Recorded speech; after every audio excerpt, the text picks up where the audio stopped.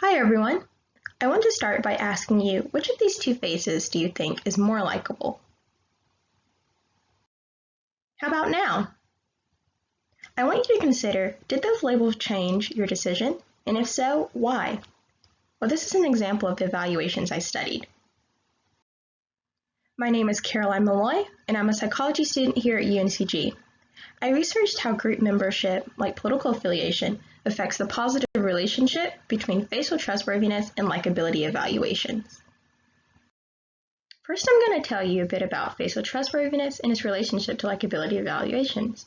When making first impressions, we automatically evaluate faces for trustworthiness because it tells us if we should approach or avoid a person, and even how likable they may be.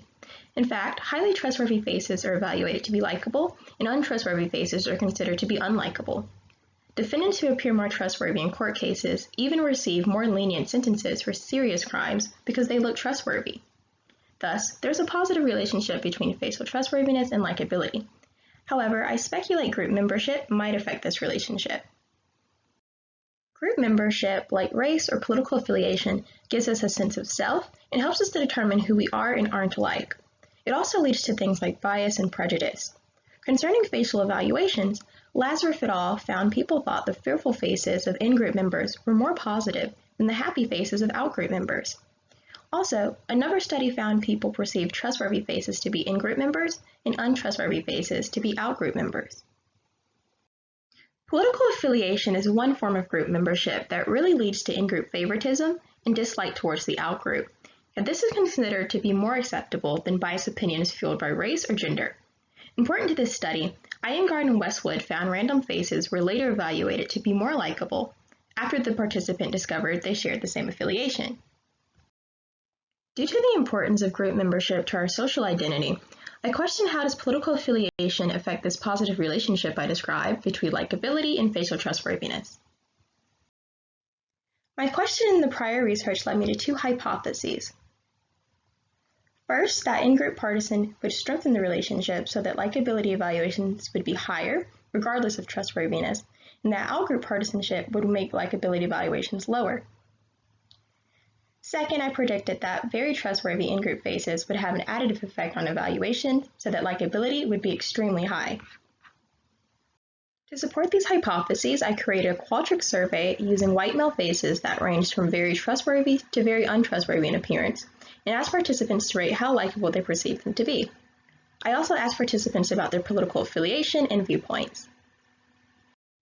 To analyze my data, I ran a model entering facial trustworthiness, group information, and political ideology, and their interactions as fixed effects.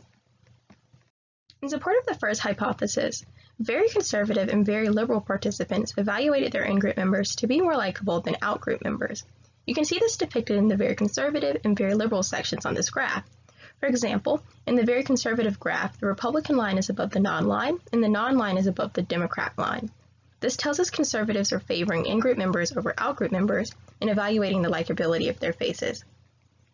Supporting the second hypothesis, an interaction between my independent variables provided us with a stronger or weaker positive relationship, such that in-group partisanship strengthened it and out-group partisanship weakened it. Concerning conservatives, people who were very conservative found faces of their parties to be way higher in likability than moderate conservatives. We didn't see this effect for Democrats or no information faces. Surprisingly, there was a bigger difference in likability for moderate and very conservatives between in-group, and no-group faces, and not for moderate and very liberals. Liberals liked in-group faces way more than no information faces. Overall, it seems liberals have a greater in-group additive effect on likability than conservatives. Overall, our findings suggest that group membership is a cue that affects facial evaluations, not just the structure or the appearance of the face itself.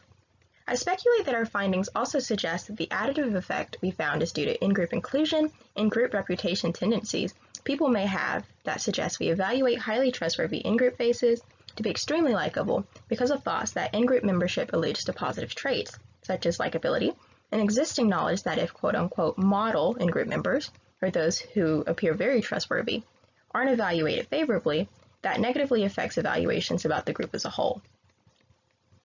Regarding limitations, We understand that using white male faces in political affiliation limits our generalizability because we only use one race and one form of group membership, which happens to be extremely salient. Future studies should incorporate faces of other races to view the intersection and implications of more than one group construct. Also, future studies should research these effects with arbitrary groups to see if these effects are true for both salient and arbitrary groups. Lastly, thank you to my faculty mentor, Dr. Brittany Cassidy, and my library mentor, Melody Rude, amongst others, for their help and support during this project. Thank you for listening.